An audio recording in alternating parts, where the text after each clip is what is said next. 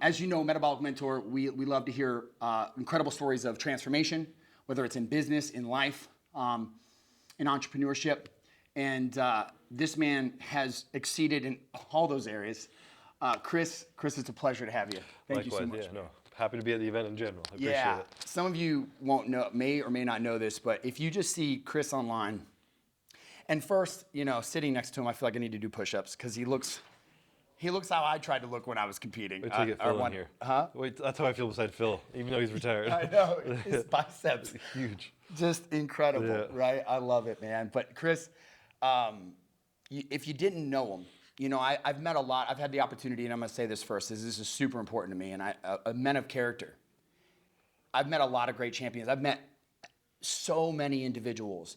And when I met you, you struck me so different. There's not a hint of excess ego that doesn't come from confidence of what you've done and what you've worked on. There's not a hint of it.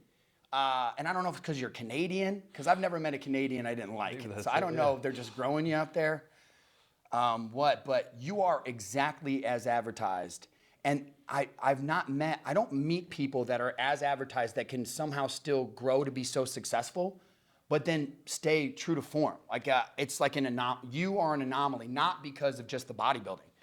The character is it just sticks out, man. It's just incredible. And while I have you here, I don't know if people know that side. I don't know, on the interviews you've done, I want to try to do something not like, oh, how many years are you going to do this? Stuff about the macros or this or that. And I don't care about any of that shit. I want to talk about the man. Because the man is what interests me. Yep. And I'm also wondering, what you've been through and then what you're going to do with it after. Because we've had a chance to talk and your mind's been considering all the things that Chris can do. He's not just a bodybuilder. And I bet you feel kind of pigeonholed sometimes.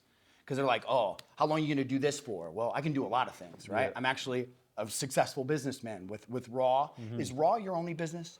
No. So I'm a small owner in Revive Supplements. Right, okay. Raw is my other baby. I have like a training app for like bodybuilding training. We're bringing on new trainers onto that soon too, so that's growing. We have like merch that we sell. We just launched an energy drink company. Oh, did you? Bum Energy. So that's coming out, and then that's it right now. But we have a treat company coming up, a protein snacks treat company. Yeah. So a lot of like the eatable type things like supplements and all that, and then some training. Where did you get the entrepreneurial spirit? Where did that come from? I don't even know if it's like a deep entrepreneurial spirit. I just have things that I love to do, and I like doing them for myself, I guess. But you would say that, but all the great champions, except you could say Arnold, right? Outside of Arnold, I don't feel like anyone's capitalized when they're in the moment. Yeah. The way that you have. What would you say to that? I think a huge reason that I'm able to do that is because a lot of people usually wait till they're done bodybuilding and they retire and they have that like almost ego death of that sense of self that is, I'm a bodybuilder. And then afterwards, like, what am I now that I'm not bodybuilding? I'm nothing. And then they have to rebuild who they really are. When all along they were someone without bodybuilding beforehand. So why attach your identity to that? I've never really attached my identity to that. And so like, I think when I was younger and I started to get praise, the number one thing that I was appreciated hearing was who I was. It wasn't how I was a bodybuilder or anything. It was like, wow, you're actually a really nice dude. I'd be like, oh, fuck, thank you. Like, I appreciate that. That's like something I'm proud of, even more so than, bro, I can't believe your physique is like that. I want to look like you. Yeah. I'm like, cool, but like, that doesn't do anything for me. Yeah. And I think that's because I was raised as a family. I was given a lot of unconditional love when I was young. And I could not be more grateful for the people in my life and my family. And that really taught me just to like, be who I was no matter what, always be myself, and I didn't need to be anything more. And it allowed me to become so much more while still just inside loving me for just being myself. Shout out to great parents out there. Mom and dad are the best. Shit. Yeah. That's Wild. awesome, man. Yeah. Where did the drive come to succeed, though? Where did that come from? You just intense love for the sport? I mean, I have a huge passion for the self-discipline that comes in bodybuilding, and the actual, like, what you put in, you get out. And that's all of life, but it's so direct in bodybuilding. You're by yourself, you're training, you're eating, what you put in your body changes, how hard you train changes it. And that result is there. And I'm very fascinated by growth in general. Yes. Like personal growth in all aspects of my life, whether it be a growth mindset of my relationship, my body, my mind, my family, like everything. I'm just like, I want to get better. And that adventure of progress fulfills me. Yes. Not the success at the end of it, not the trophy, but just the idea of getting better. And bodybuilding is such a detailed sport where you can just continuously get better. That's true. And again, my parents, when I was younger, they really instilled in me that it was okay to fail. Yeah. So I think the biggest thing that can drive people to be successful, a lot of people become successful with a chip on their shoulder, being like, I'm going to prove you guys and I'm going to win, screw losing, but whatever. But it puts a pressure on the self that kind of usually falls people to fall off. A lot of people climb up and then they fall off Yes. because so much pressure. Right. I always was allowed to fail and was given love and whatever, no matter how successful I was. So I think having that detachment from success and just like, it allowed me to freely act as best as I could, put in all my effort without the fear of failure. Yeah. Some people have the art of achievement. They've achieved some things. And then some people have the art of fulfillment. And then some people have both. Yeah. They've got fulfillment, they've got achievement, they've got amazing love affairs in their life or great loves and great relationships. And I am always desperately wanting to know what makes those individuals tick. Yeah. And that's what this is about. And I see the way that you are with Courtney, and I've known her for a long time as a friend. And seeing that, what you've spurred in her, the relationships around you, I understand it now. You know, when we talk about the art of fulfillment, there's like 6 things that drive people, but essentially for you, it's growth. Yeah, a lot of it. And continual, perpetual growth. And bodybuilding is one of those areas. For me, it taught me discipline, right? And that discipline, now I desire it. I put discipline into everything I do because I learned it there, right? And that's incredible. So now I understand so much more about you. Tell me a little bit, because I want to go to something really important, because we like to talk about functional issues here. You're this rare breed. For me, you're a big opportunity because I'm trying to take functional medicine to the world. And you're at the top right now, and you've dealt with a functional issue. So you can imagine, for me, I lick my chops like, ooh, here's an opportunity, because like all eyes are on you, and it's an opportunity for people to realize that functional does matter. Like your immune system, hormones, a lot of these things do matter, and you should care about things. And hopefully when they're a little bit younger, and maybe when they're really involved in the sport, that they start to think about some of these things, and maybe the awareness starts to come a little bit earlier and earlier. I want people to bro out, do their thing, get in there, have fun, but I also want them to do it safely. And I want them to be aware, and I want general awareness to trickle down so it impacts more people. And so you are the epitome of that right now. And so I really want to focus on the story for just 10 minutes, if you would.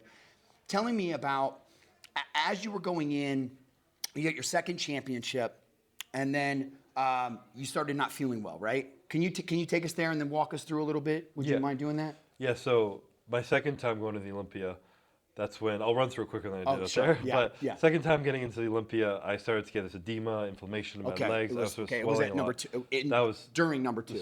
Not the second one I won, the second one I ever attended. So I'd come second place the year before, and now I was competing again for the second time at the Olympia, That's right. hoping to win this time. And then I started to get this like flare up, this inflammation in my body, and I didn't know what it was. So in and out of the hospital during prep, did a kidney biopsy, found out that I have autoimmune disease, IgA nephropathy. And at that point, I didn't know what it was. So I kind of pushed through to that Olympia still somehow, came second place, and then they put me on prednisone, a huge dose because I was a big guy, you know? And so then I had to wean off that, and that was brutal.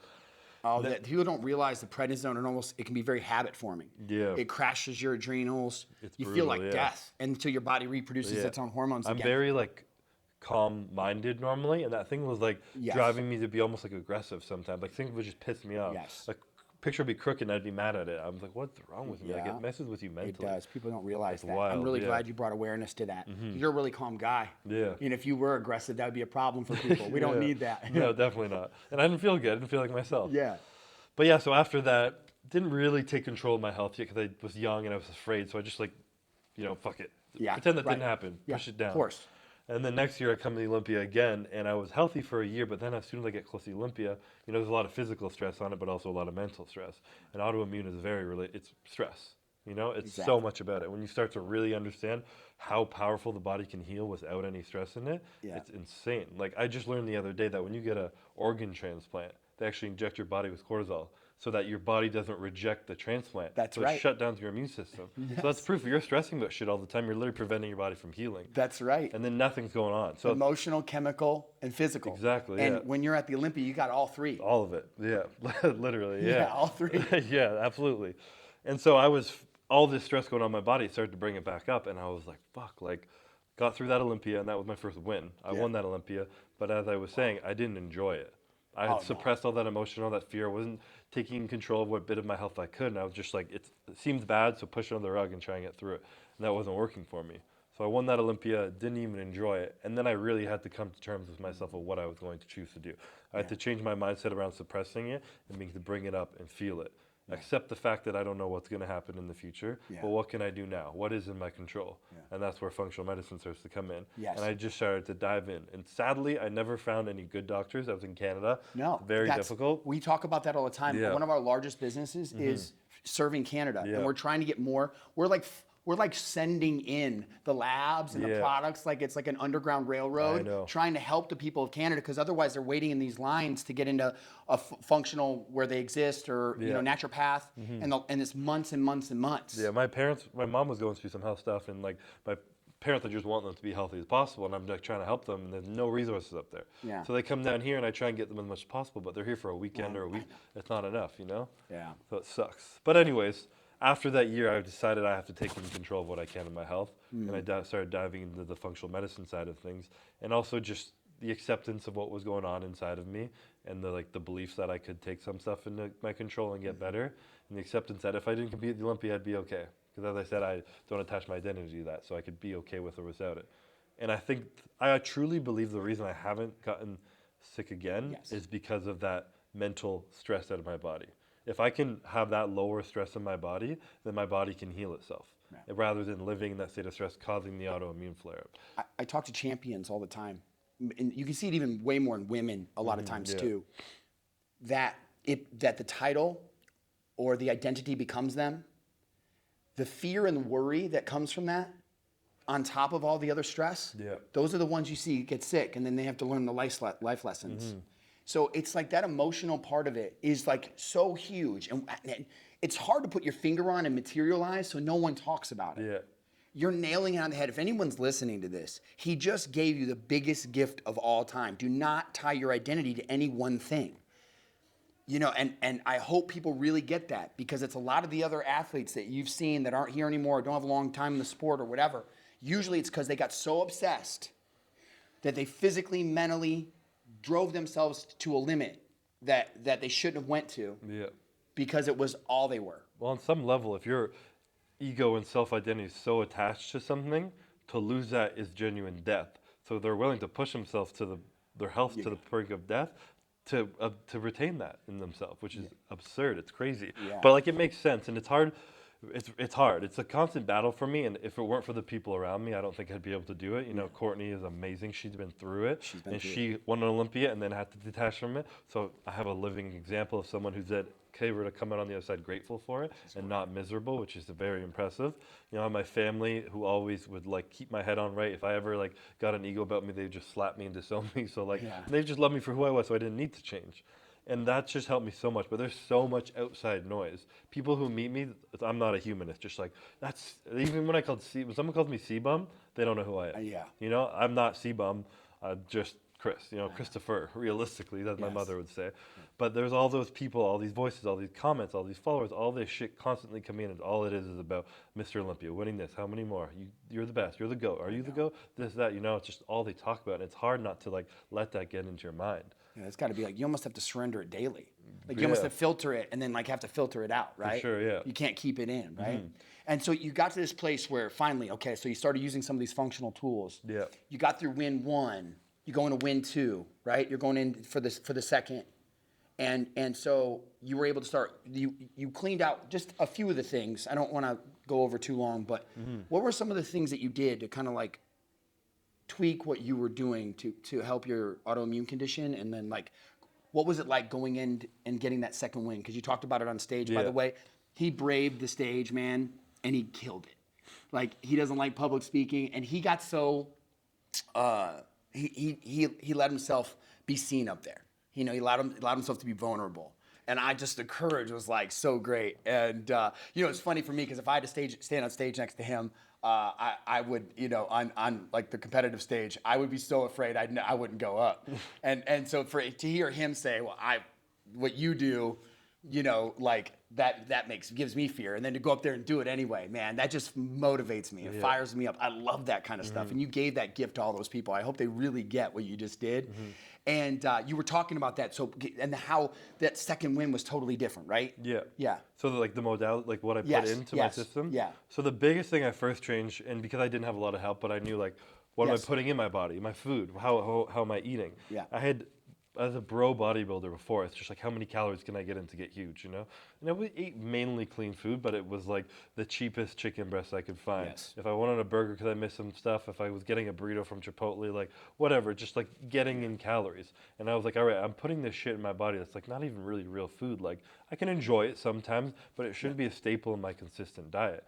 So I started to remove that stuff, and I started eating just really clean whole foods. Yes, The best. right, We all there know you go. the best diet you can do is whole food. Yes, diet. right. Just eat real food. It's that simple. That's it. I know it does. That's the Right? hardest Like thing. imagine that. Yeah. Yeah. And then I started to notice some things that didn't sit well with me. You know, certain Yeah, of like course. dairy's not great with me. Too much gluten is. I'm not gluten intolerant, but if I have a lot, Yes, it's I don't threshold. feel good. Yeah. And so I did like a few elimination diets where when I removed stuff out, my digestion was better. Because you don't always feel horrible, but like you go to the bathroom and it's a shitty Yes. shit.